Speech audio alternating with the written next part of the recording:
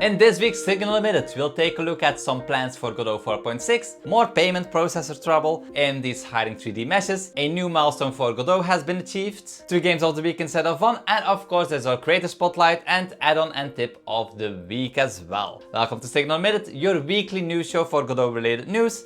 I'm Voylin, and Godot is making plans already for 4.6. Version 4.5 isn't out yet, but that does not stop the next feature wave which will come in 4.6. First up, this PR will add the ability to import GPU instance meshes from GLTF files. In a more understandable way, if a model made in Blender, for example, uses a lot of identical objects like trees, rocks, buildings, building parts like pieces of walls, roofs, this feature can bring them into Godot as a multi-mesh instance 3D, which draws all those copies in one efficient batch instead of one by one. The benefits that this gives you is you'll have better performance when rendering many repeated 3D objects, smaller GLTF and GLB files for your projects, and there will be a smoother workflow from 3D tools like Blender to Godot. And another feature coming to Godot 4.6 is going to be the Godot's theme is getting a makeover. In this tweet we can see that the creator Stay at Home Dev talked about the Godot minimal theme created by PassiveStar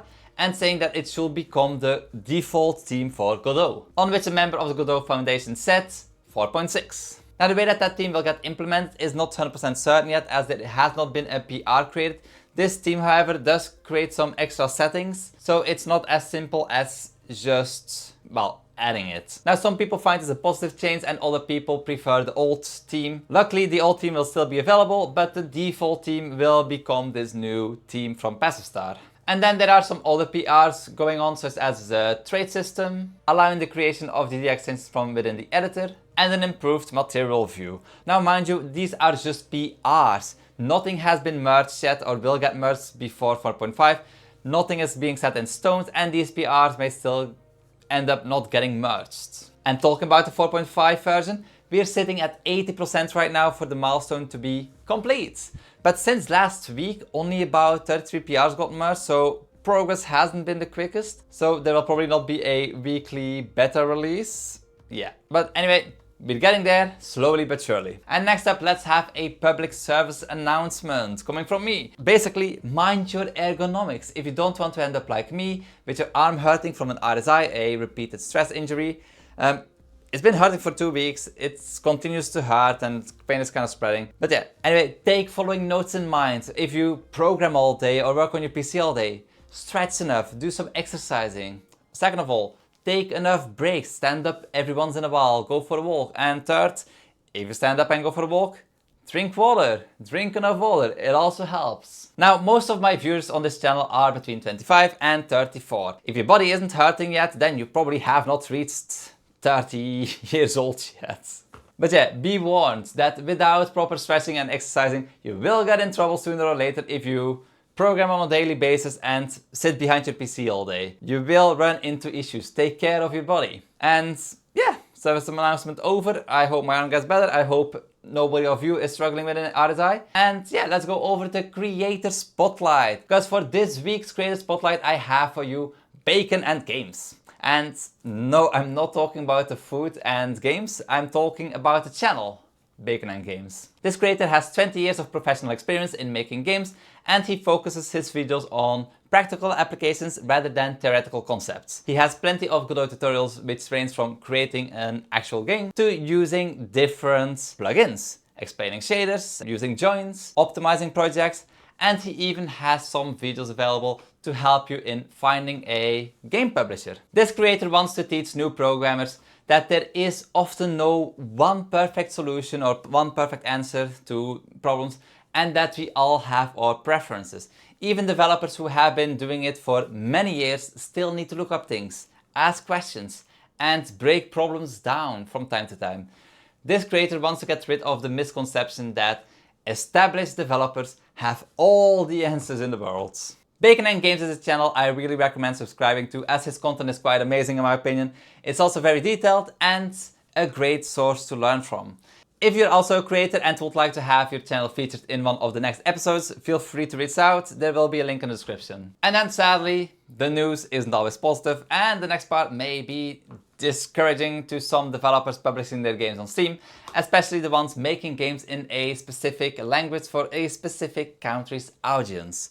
Because PayPal is no longer available for Steam in certain countries. If the country doesn't use Euro, Canadian dollars, British pounds, Japanese yen, Australian dollars, American dollars, then paying with PayPal is no longer an option. This all has to do with the recent drama which is going on with very power hungry and consumer hating, I don't know, payment providers who just want to rule the world. At this moment, there is no timeline for when PayPal will be supported again for those other countries, but Steam is working on getting alternative payment options going. For now, Steam wallet codes are the way to go for people who can't use any of the other payment processors in the affected countries. They are working on it, but yeah, payment processors want to rule the world. I do really hope that this problem gets fixed soon, because developers are basically going to struggle because of this. And of course gamers as well, they won't easily be able to buy games anymore. And then some more bad news, because why not? AMD made an oopsie. Or did they? A recent GPU driver update made meshes invisible in Godot projects, as can be seen in this issue. This issue affects not only the editor but also running projects. It's basically a Vulkan rendering only issue. This strongly points to a regression in AMD's Vulkan implementation rather than a Godot side bug. So it's not Godot's problem, whilst it is Godot's problem. But anyway, finally a bit more positive news. The Godot YouTube channel uploaded an Ask Me Anything talk of some of the members of the Godot team during the last GodotCon. The talk includes some info on console support, the upcoming asset store, more transparent donation tracking system, and plans to allow donors to vote on future development priorities for the Godot game engine. Also during the talk they mentioned some new website analytics, and they revealed that Godot actually has kind of a large user base in China, which is most likely the result of all the community efforts, so good job, into localizing the Godot website and the editor into multiple languages, including Chinese. Localizing to different languages can give you a lot more opportunities in reaching different audiences. Having the Godot engine translated, localized in different languages is very beneficial for the growth of Godot. If you can and you speak a language that has not been properly localized yet, maybe try contributing to the localization of your language in the Godot engine. And then we have even more good news, because Godot reached 100,000 stars on GitHub. This is a new milestone, and it is quite a big milestone. If you know that only about 70 GitHub repositories out of the 26 million public repositories have over 100,000 stars, so we're in the top 70. Godot only needs about 20,000 more, and then Godot will be in the top 50. And also Godot is basically the top rated open source game engine. So if you have not given the Godot repository a star, do it now. And in other news, the Godot World Jam has only 2 days left. So far 681 people joined and 13 entries have been submitted. This month's theme is critters, and the wildcards are button smash, rage room and personalized copy. For the people who are joining the Godot World Jam, be certain to not miss the deadline. 2 days left.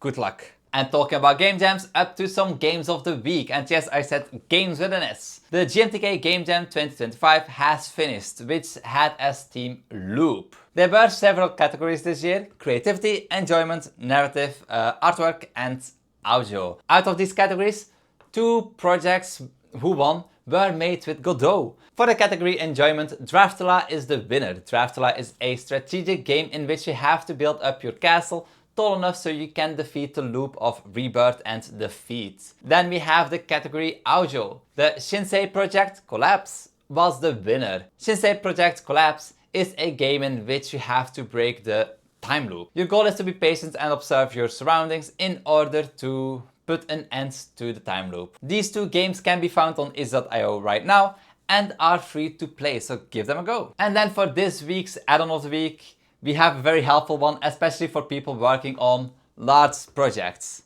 Instance Doc is a quality of life add-on developed by KoBY, I hope I pronounced that correctly, which provides you with an extra panel in the Godot editor. Organize your scenes inside of different folders in different tabs, and it basically becomes your customizable palette for your game's building blocks. This add-on allows you to access your scenes in a quick and easy way to build out your game levels. You have organized steps, automatic previews, and property overrides to save multiple versions of the same scene. This tool is a great addition for UI and level designers, and there's even a paint mode for 2D which offers snapping. This add-on is great for improving your workflow and is open source. You can get it from the Godot store, so check it out. There will be a link in the description as usual. And then we have our tip of the week, and since today's episode is a rather long one, how about a quick tip? Adding breakpoints for debugging is easy inside of the editor. Just click here and you have your breakpoints which will trigger when that line is reached. But for the people using an external editor like VS Code or NeoVim, you can also use breakpoints, but in a different way, with the keyword breakpoints. This can be helpful for debugging from external editors. It is a very helpful keyword, and maybe you're using it already, maybe you just learned about it. And that's it for this episode. Thank you very much for watching. Thank you to all my Ko-fi supporters for supporting this series, Signal Emitted, my video editor Zen, the GD extension for video playback in Godot, and all the other projects that I work on. Thank you very much for your support. If you want to stay up to date with the Godot weekly news, subscribe to the channel. If you want to see more Godot related videos, also subscribe to the channel. And I'll see you all in the next one. Thanks for watching, and yeah, see you next week. Bye bye.